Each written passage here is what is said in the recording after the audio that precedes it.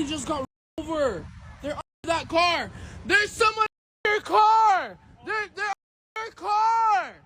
They're still under your car. Bro. This tragic incident happened in Dallas at around 4:40 a.m. in the 1500 block of Elm Street, where the heartbreaking story of Aya Knox, better known as the Queen of Dallas, unfolded. Aya was a young woman celebrating her birthday with friends, completely unaware that the night would take a devastating turn.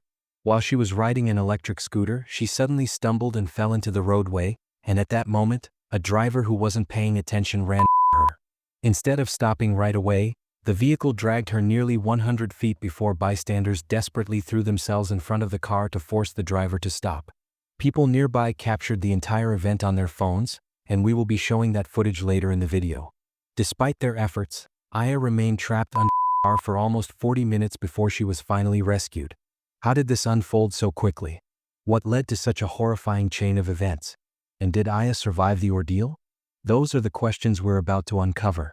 This story takes us to Dallas, Texas, a fast-growing high-energy city where life moves quickly. With busy roads, constant traffic, and people always on the go, Dallas is full of momentum, but it also comes with serious risks. In recent years, the city has reported tens of thousands of traffic crashes each year, ranking among the highest in major U.S. cities. Speeding, reckless driving, and failing to yield have made many of its streets dangerously unpredictable. It's a reminder that in a place built on ambition and movement, even a simple ride or quick trip can turn into a life-changing tragedy. Aya Knox, born on September 4, 2002, grew up as the kind of daughter every parent dreams of: tender-hearted, close to her family, and especially devoted to her father. Friends often said she had all the joys of being a daddy's girl, and she carried that warmth with her everywhere she went. I just wanted to tell you I love you so much, and I can't understand how my cousin's away. My cousin. Aya attended Lakeview Centennial High School, where she was known for her upbeat personality and the easy way she made friends. After graduating, she began working at a local medical clinic and set her sights on becoming a nurse. It wasn't just a job she wanted, it was a calling. Aya believed in caring for people, and nursing felt like the perfect way to turn that compassion into a lifelong purpose.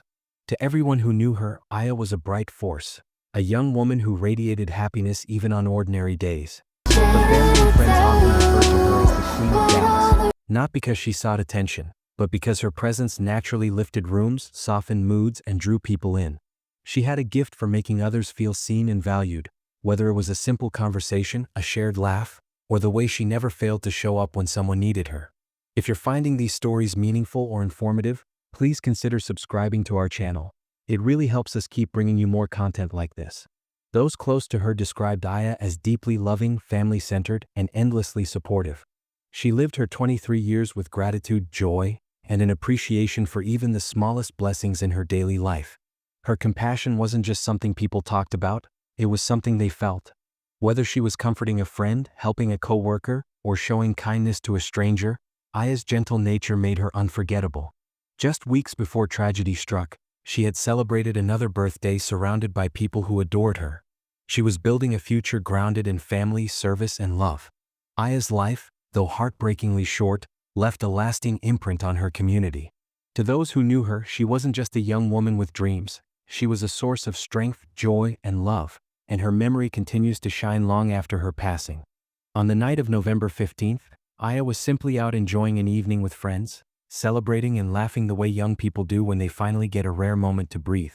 At some point during the night, she hopped onto an e-scooter, something she had done before without ever imagining danger. But one small misstep changed everything. She lost her balance, tripped, and fell into the roadway. At that exact moment, a driver who wasn't paying attention was approaching.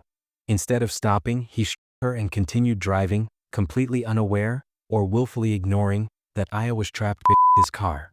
Witnesses later said the scene felt unreal, like watching a nightmare unfold in slow motion. The driver dragged her for nearly an entire city block while people screamed for him to stop. Several bystanders chased after the car on foot, pounding on the windows and yelling until the driver finally halted. Somebody just got over. They're under that car. There's someone under your car. They're under your car. They're still under your car. Bro. Still under the car, yo. Still under the car. That car right there. Look, a trail of blood, y'all. This man done ran over this person. When first responders arrived, they found Aya pinned under the vehicle, unable to move, her small body wedged against the pavement. Firefighters rushed in, deploying a rescue airbag system to lift the car high enough to pull her out. By the time they freed her, she had already been trapped in that car for approximately 45 agonizing minutes. The chaos, the fear, and the horror of that moment were all captured in a video recorded by a passerby who witnessed the entire event. Aya was rushed to the hospital in critical condition, but despite the medical team's efforts, her injuries were far too severe. She passed away not long after arriving, leaving behind a wave of heartbreak that rippled through everyone who knew her. The driver stayed at the scene and was questioned by police for hours. Detectives took statements from witnesses, trying to understand what truly happened that night. They hadn't yet determined whether the crash was caused by speeding, distraction, intoxication, or a deadly combination of all three. What they did know was that the consequences were irreversible. When her family and friends learned of her death, their world shattered. Aya wasn't supposed to be gone, not like this, not so suddenly. Days later, they gathered together holding candles and releasing balloons into the night sky, trying to create one last moment of light for a young woman whose life had been taken far too soon. Her aunt, Nakia Clay, spoke with a mixture of disbelief and love, trying to articulate the pain their family was suddenly forced to face. "It just shows how loved she was," Nakia said softly, standing among the candles, flowers, and faces of people who adored Aya. She admitted that the shock still hadn't worn off. "It's surreal, honestly. I don't think any of us have really processed what happened." Despite their grief, Nakia emphasized that their focus for now was on unity and remembrance. She explained that the investigation into the collision was still ongoing, but that the family needed this moment, a moment to gather, to share memories, and to celebrate the vibrant young woman Aya had been. "Family meant everything to Aya," she told reporters. "So it was important for us to show the world the young lady she was, and just how deeply she was loved." The emotional tributes extended far beyond the candlelight vigil. Y'all turned up for Aya, Shows how loved she was. Traumatic, it's surreal, honestly. I don't think any of us have really digest what exactly has happened. Everything else will come. But right now, we're celebrating Aya, showing our love for Aya, coming together. No, it's not easy, Lord. It meant everything to Aya. So it was really important for us to show this to the world, to show the young lady that she was and how loved she was by all of us. On Facebook, Dondi Jessie, one of Aya's loved ones, poured out her grief in a heartbreaking message. She wrote, "Aya's world. I'm still in disbelief because I never thought I'd be making this post. Never thought we would be gathering in your honor. My heart is so broken, baby. I haven't slept. We're on our way to your mom and sister so we can be their strength. We love you forever. Forever 23. Long live Aya Knox." In another post, Dondi asked the community for prayers as the family tried to stay strong. "Please pray for my little sister and my nieces while they find the strength to move forward. Everybody knows them, Lizzie's girls. Aya, you know you that girl when 4 states go up for you at the same time. I still can't wrap my mind around this. I love you, Pooh baby. I know heaven is a blast right now. Save us a spot." Aya's Aunt Yolanda Knox also shared her grief publicly, writing, "Rest in love, Aya, my niece. Please keep our family in prayer. Pray for her mother, Elizabeth, and her sisters, Aya and Aza." The sorrow reached even further, touching the lives of people who had known Aya during different chapters of her life. The individual who recorded the footage that night later spoke out, hoping to clear up several misconceptions that began circulating online. They explained that many people had misunderstood what happened, and they wanted viewers to know the reality. Those who were there did everything they could to get the driver's attention, and the chaos in the video was the result of genuine panic as bystanders tried desperately to save Aya's life. Even with those first-hand explanations, one major question still hangs over this case. Will the driver be held accountable? Aya's former classmate Khadijah Ramsey expressed her disbelief upon realizing the tragedy she had seen online involved someone she once studied alongside. She wrote, "Scrolling down my feed and seeing your name tied to this incident, I couldn't fathom it." Khadijah remembered the strength Aya carried with her, especially during their time in medical assistant school. She was going through a tough time, but that girl was a fighter, literally and figuratively. She handled her business, and I told her how proud I was of her. She was my girl. I hate how you left this world, but I know your father is happy to see you. She ended her tribute with a plea for prayers for Aya's mother, sisters, family, and friends. Aya's own sisters, Aya and Aza, also shared their memories online. Intimate, personal reflections that spoke to a bond only sisters can understand. Their words echoed the same mixture of heartbreak, disbelief, and love felt by everyone who knew Aya. As of now, authorities have not confirmed whether charges will be filed. And that uncertainty has sparked widespread debate. Some believe the driver's lack of awareness, traveling an entire block while a young woman was trapped behind his car, should be enough to warrant serious consequences. Others argue that investigators need more time to determine whether distraction, impairment, or reckless driving played a role. While the legal outcome remains unknown, the emotional aftermath is painfully clear. Aya's friends, her family, and everyone who knew her are still trying to cope with a loss that feels both shocking and deeply unfair. A bright, beautiful life was cut short in a way no one could have imagined. To all who loved her, we extend our heartfelt condolences. Aya Knox deserved so much more, and may her gentle soul rest in eternal peace. What do you think about this? Ashley Hudson, a 30-year-old mother of 3 sons, feared her family would kill her. She said it in court documents, begged for protection, and tried to walk away from the chaos. But no one listened. And just months later, her worst nightmare unfolded, live on Facebook. What started as a heated argument in downtown Milwaukee turned into a horrifying, public execution. Ashley's siblings weren't strangers to violence. Neither was their mother. In fact, Ashley had already filed restraining orders, warning that she felt unsafe, and that her family posed a deadly threat. She was right. On June 16, 2025, Ashley's final moments were captured in real time. She was attacked with a baseball bat, tried to defend herself with a knife, but what happened next no one could have predicted, or maybe they could have, if anyone had truly listened. Sister's gone because of her brother, and then knowing that she wanted us to be there for her, and knowing that she's seen them run and leave her, knowing that she died by herself and alone, and knowing that's all she wanted was to feel love, and now she can't even see what she got. A 15-year-old boy, her own brother, walked up and pulled the trigger, allegedly using a gun in their mother's car. How did it come to this? Why was nothing done? And how does a family's conflict spiral into a national tragedy? And once you hear the full truth, you'll realize Ashley saw it coming long before the first shot was fired. This is the heartbreaking rise and fall of Ashley Hudson. This story unfolded in Milwaukee, where a family's darkest secrets turned deadly. Born in 1994 in Chicago, Ashley moved to Milwaukee with her family and attended South Division High School, later earning her degree from the University of Wisconsin in Milwaukee. She worked at St. Joseph's Children's Hospital, a role that reflected her warm, nurturing spirit. Friends say Ashley was vibrant, the life of the party, someone who made birthdays magical and never left a friend behind. She was a devoted mother of 3, including a newborn. Her children were her world. She sacrificed for them, protected them, and loved them with quiet strength. But behind her smile was pain. A home life filled with tension, fear, and conflict. Ashley's relationship with her mother and siblings had become increasingly violent over the years.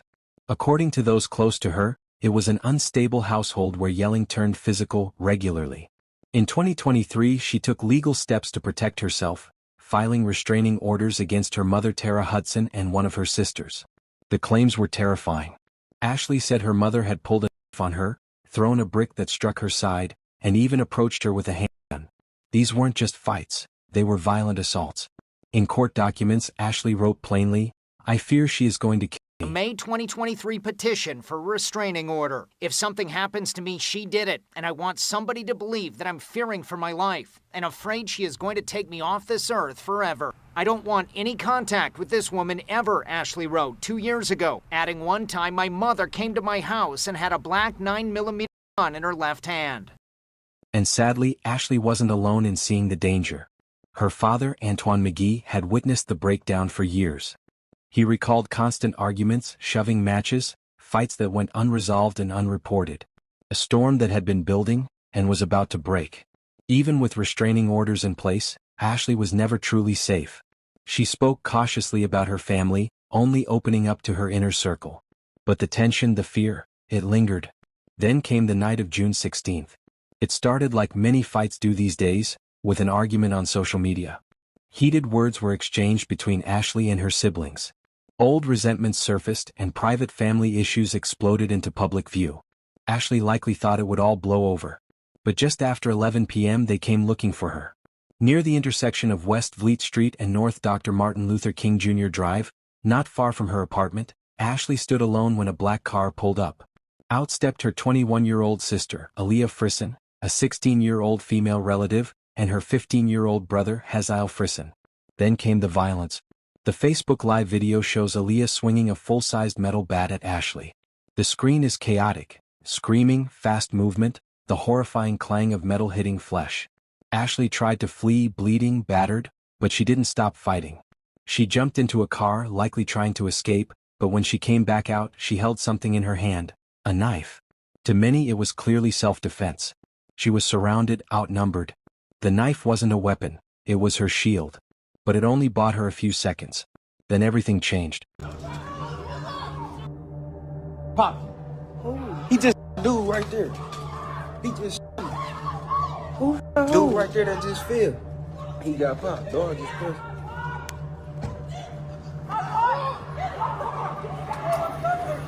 And I went live. This the part I went live on.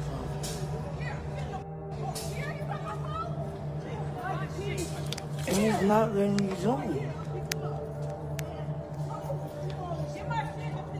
He's still laying down.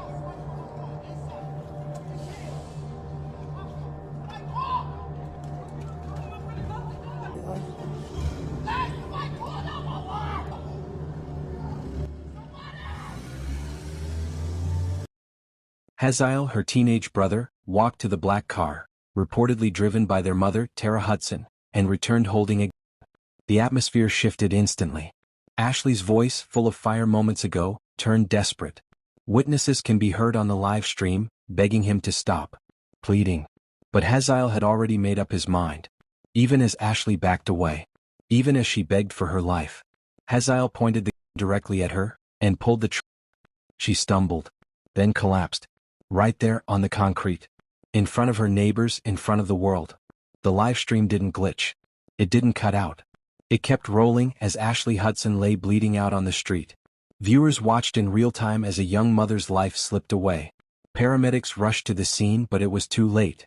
Ashley was pronounced dead on the spot. Her final moments weren't just tragic.